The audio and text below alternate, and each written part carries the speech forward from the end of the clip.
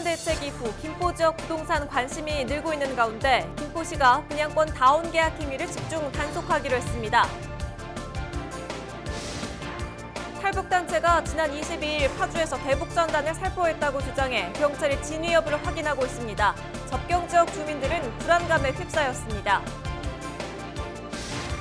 더운 날씨에 코로나19로 마스크까지 쓰면서 온열 질환에 대한 걱정이 큽니다. 충분한 수분을 섭취하고 낮 시간대 활동을 자제하며 건강관리에 힘써야겠습니다.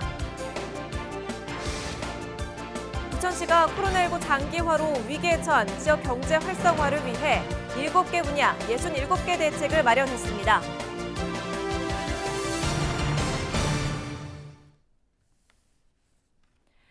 여러분 안녕하십니까? 헬로티비 경인뉴스입니다.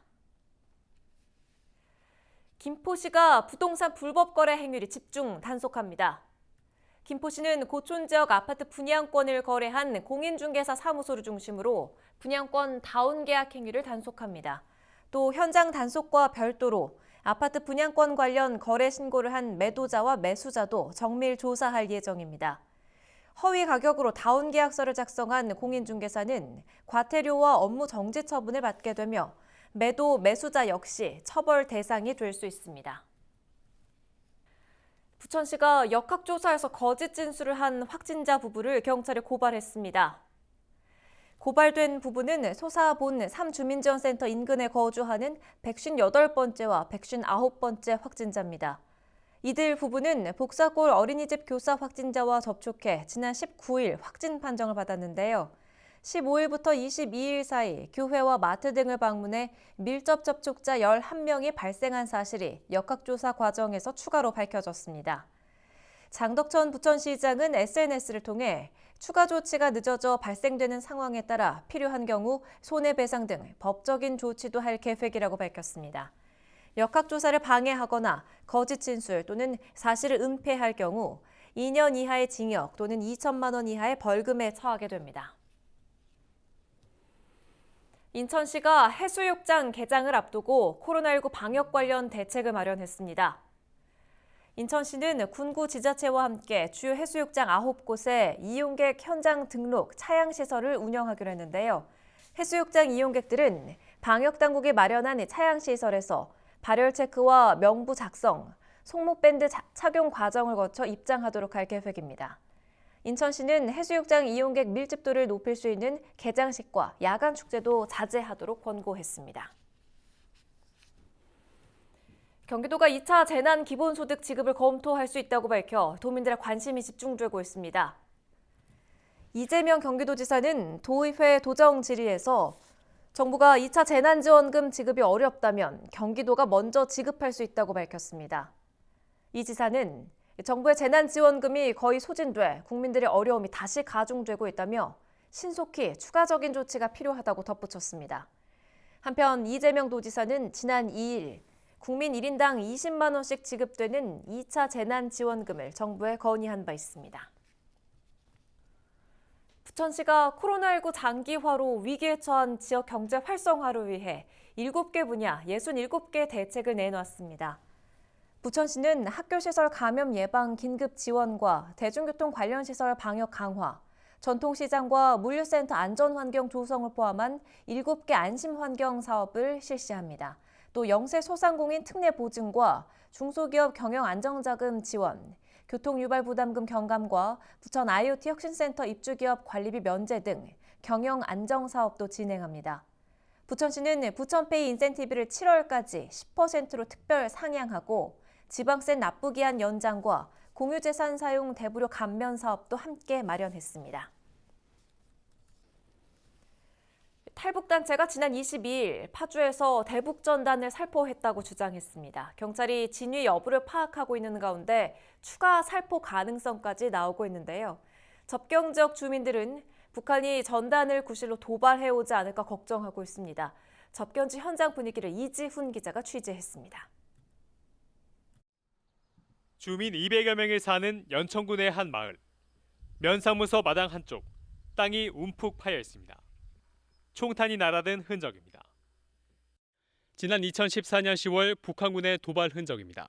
당시 탈북자 단체가 대북 전단을 풍선에 담아 날려보내자 북한군이 고사총 10여 발을 쐈는데 그중 일부가 면사무소 앞마당까지 날아든 것입니다.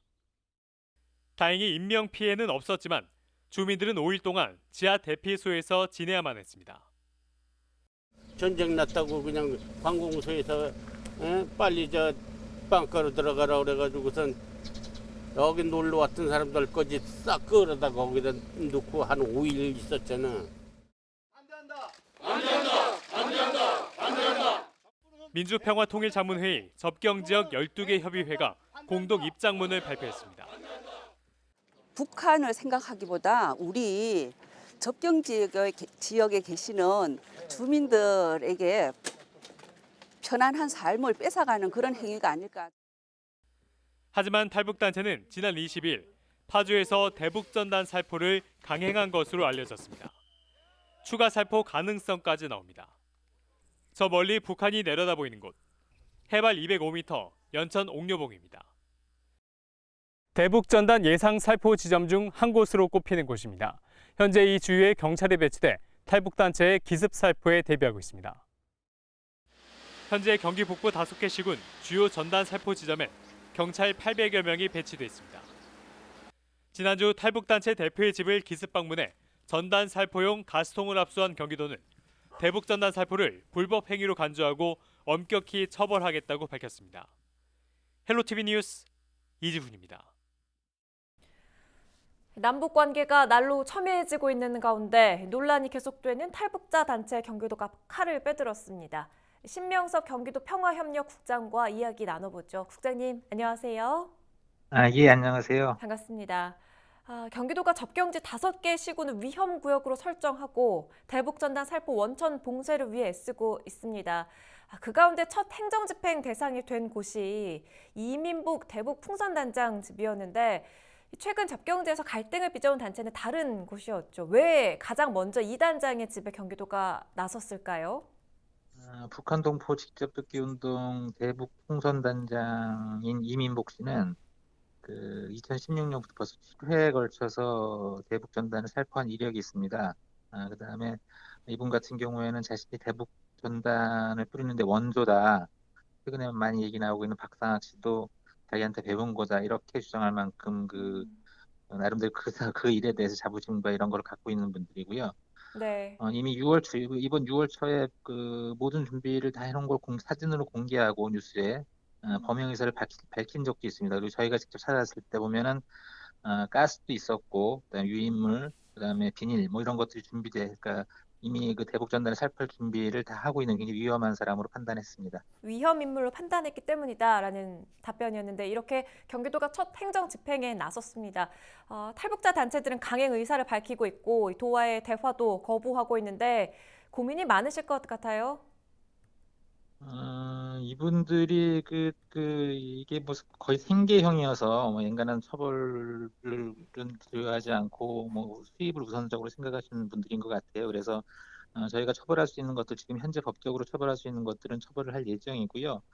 더 나아가서 그분들이 좀 이거 무서워할 만한 예를 들어서 자금 출처 그걸 뿌리는 자금들이 어떻게 들어왔는지 자금 출처와 그다음에 자금을 어떻게 사용했는지 사용 용도 이런 것들 그러니까 실질적으로 그분들이 좀 이렇게 두려워할 만한 이런 조치들도 추가적으로 취해 나갈 예정입니다. 이 탈북자 단체들이 대북전단 살포 D-Day로 삼은 게 6월 25일입니다. 6.25 70주년이 이제 코앞으로 다가왔는데 도에서는 어떻게 대응할 계획인가요? 경기도는 도민의 생명과 안전을 최우선으로 하여 대북전단 살포를 원천 차단하기 위해서 모든 행정수단을 동원하고 있습니다. 네. 먼저 6월 17일 포천, 연천, 파주, 고양, 김포 5개 접경지역 시군 전역을 위험구역으로 설정했고 위험구역 내 출입을 포함해서 대북전단 살포를 위한 모든 행위에 대해서 금지 명령을 하였습니다. 또 도내 접경 7개 시군 부단체장 및 유관기관 대책회의를 개최하여 시군 경기 남부 북부 경찰청과 함께 비상연락망을 구축했고 이를 통해 전단 살포 행위 발생 시 즉시 보고와 대응이 이루어지도록 준비하고 있습니다. 또 자치적으로는 긴급 대응반을 구성하였으며 이를 통해 대북 전단 살포 동향 파악 즉시 주민 시군 경찰과 협조를 통해 특사경 모든 행정 수단을 동원하여 살포 행위를 준비 단계부터 저지할 계획입니다. 네. 이런 가운데 북측에서도 대남전단 살포를 예고해서 지금 접경지 긴장감이 고조되고 있는데 불안감으로 걱정 많은 도민분들께 한 말씀 남겨주시지요.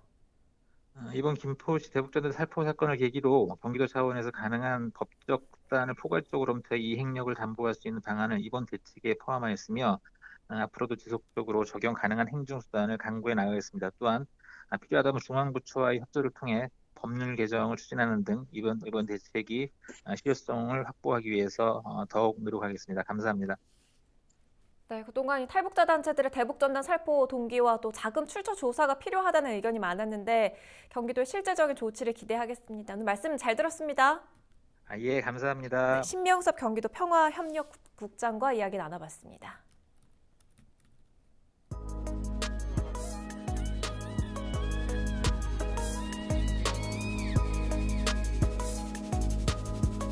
워낙 더워서 이렇게 마스크까지 하니까 그런 게 좀 많이 힘들고.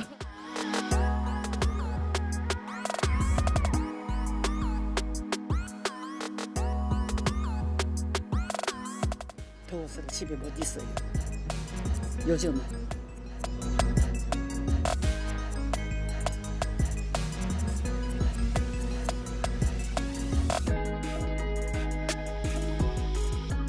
저런 마트, 은행 그런데 그전에는 작년에는 갔는데 코로나 때문에 그거 못 가잖아요.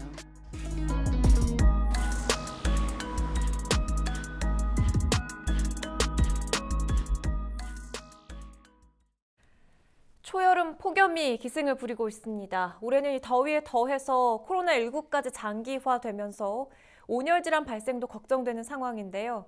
더위와 싸우고 있는 삶의 현장을 이정하 기자가 취재했습니다. 도로 포장 작업 현장. 아스팔트에서 뜨거운 열기가 연신 뿜어져 나옵니다. 폭염 속 작업에서 사실상 마스크를 내내 착용하기도 어려운 일입니다. 이게 열이 많잖습니까? 열이 많으니까 위에서는 오고 내려오고 밑에서는 열이 올라오고 이게 180도이죠. 180도라 그러니까 덥죠. 건설 공사장에서도 더위와의 사투가 이어지고 있습니다. 작업자들이 먼지와 열기를 잡아보기 위해 연신 물을 뿌려보지만 쉽지 않습니다. 올여름을 어떻게 버텨낼지 벌써부터 걱정입니다. 내가 불편해서 안 써. 내가 불편해서 못 써. 일도 안 되고 그러니까 날씨가 추운 날보다는 더운 날이 일하기도 능률도 안 나오고 더 힘들지. 거리 청소를 담당하는 노인 일자리 근로자들도 때이른 폭염에 활기를 잃었습니다. 대부분 더위에 취약한 고령의 노인들. 숨 막히는 날씨에 그늘에서 잠시 더위를 피할 수 있어 그나마 다행입니다. 마스크 쓰고 더운데 다니는 게 제일 힘들어요. 거음날 밑에서 좀 쉬어가지고 하고 그래요. 이미 기상청은 올해 여름이 작년보다 더 더울 것이라고 예고한 상황. 의료 전문가들은 마스크가 온열 질환에 영향을 미칠 수 있는 만큼 외부 활동 시 충분한 휴식을 당부합니다. 일부 마스크는 온열 질환의 문제가 중심이 되는 중심 체온이라는 게 있는데 그것을 상승시킬 수도 있다라는 보고가 있어서 수분 섭취를 평소보다 많이 하시고 쉴 수 있는 공간을 마련해서 주로 교대나 이런 것들을 많이 하셔서 충분한 휴식 시간을 가지는 게 중요하다고 할 수 있을 것 같습니다. 푹푹 찌는 날씨에 방역을 위해 마스크까지 착용해야 하는 올여름. 한바탕 더위와의 전쟁이 우려되고 있습니다. 헬로티비 뉴스 이정하입니다. 날씨가 더워지면서 관심이 집중되는 곳이 있습니다. 바로 해수욕장인데요. 유명 관광지에는 벌써부터 피서객들이 몰리고 있다고 합니다. 박건상 기자가 보도합니다. 모터보트가 바다를 가르며 시원하게 질주합니다. 서핑보드가 익숙치 않아 연신 바닷물에 빠지지만 마냥 즐겁습니다. 때이른 무더위가 기승을 부리면서 동해안 해수욕장은 벌써부터 피서객들로 붐비고 있습니다. 강원 동해안의 90여 개 해수욕장은 다음 달 10일부터 순차적으로 개장합니다. 하지만 기온이 올라가면서 벌써부터 많은 사람들이 해변을 찾고 있습니다. 서핑으로 유명한 양양 죽도 해변은 이미 서퍼들로 가득합니다. 오늘 날씨도 좋고 파도가 조금 작은 편이에요. 그래서 초보자들 타기 되게 좋아요. 걱정 반 기대 반으로 바닷가를 찾았지만 더위를 피하기는 동해안 해변만한 곳이 없습니다. 집에 있기 답답해서 모처럼 나왔는데 꼭 이제 바다에서 애들도 잘 놀고 피서 온 것 같고 좋네요. 최근 코로나19로 북적이는 바다 대신 한적한 산을 선택하는 피서객들도 크게 늘었습니다. 설악산 국립공원에는 지난 주말부터 피서객들의 발길이 줄을 잇고 있습니다. 이런 데 있다 여기 올라오면 공기 좋고 땀 흘리고 나가서로 이제 사고 한번 하고 들어가면 좋아요. 실제 한국도로공사 강원본부는 지난 주말 38만 대가 넘는 차량이 고속도로를 이용해 강원도를 찾았다고 밝혔습니다. 일주일 만에 5만 대 이상 늘었습니다. 또 KTX 강릉선도 주말이나 휴일, 주요 시간대는 대부분 만석입니다. 코로나19로 해외여행이 사실상 불가능해지면서 산과 바다를 동시에 즐길 수 있는 동해안이 피서지로 각광받고 있는 겁니다. 다만 강원도를 비롯한 동해안 지자체들은 방역 차원에서 해수욕장 개장 기간 예정됐던 각종 축제와 이벤트를 취소했습니다. 또 관광객을 대상으로 마스크 착용과 생활 속 거리 두기 실천을 유도하기로 했습니다. 헬로티비 뉴스 박건상입니다.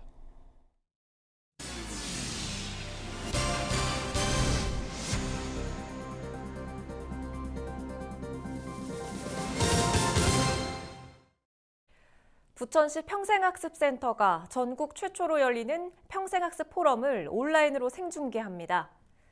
이번 포럼은 포스트 코로나 온라인 평생학습의 상상과 현실이라는 주제인데요. 코로나19로 인해 평생교육을 할 수 있는 환경이 달라지는 상황에서 온라인 학습의 성과와 한계를 진단한 뒤 이에 대한 확대 방안을 모색하기 위해 마련됐습니다. 포럼은 다음 달 3일 오후 2시부터 부천시 평생학습센터 유튜브 채널을 통해 실시간으로 중계될 예정입니다. 제38회 대통령기 전국 남녀 양궁 대회에서 계양구청 소속의 박주영 선수가 남자 일반부 30m에서 우승을 차지했습니다.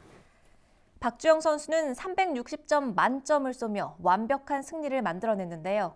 박 선수는 올해 국가대표 선발전에서는 아쉽게 탈락했지만 하반기부터는 국가대표를 목표로 경기력을 최대한 끌어올리겠다고 강조했습니다.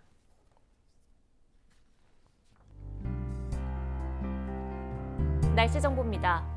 서쪽부터 점차 흐려져 비가 내리겠습니다. 정체전선에 의한 본격적인 장마가 시작되는 건데요. 중부지방에도 많게는 80mm의 제법 많은 비가 내릴 것으로 보여 대비가 필요합니다.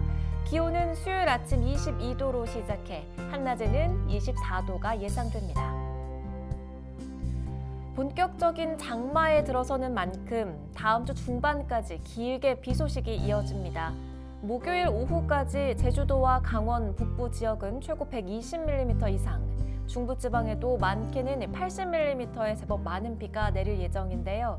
토요일 잠시 소강 상태에 들었다가 일요일에 다시 비가 시작되겠습니다. 전국 날씨입니다. 장마에 접어들면서 더위는 주춤하겠습니다. 다만 많은 양의 비가 예보돼 있는 만큼 대비가 필요한데요. 강원 북부와 남해안, 제주도에는 시간당 30mm의 강한 비가 집중되는 만큼 시설물 점검을 철저하게 해주셔야겠습니다. 바다 날씨입니다. 해상도 비가 내리겠고요. 파고는 최고 2m로 비교적 잔잔하게 일겠습니다. 날씨 정보였습니다.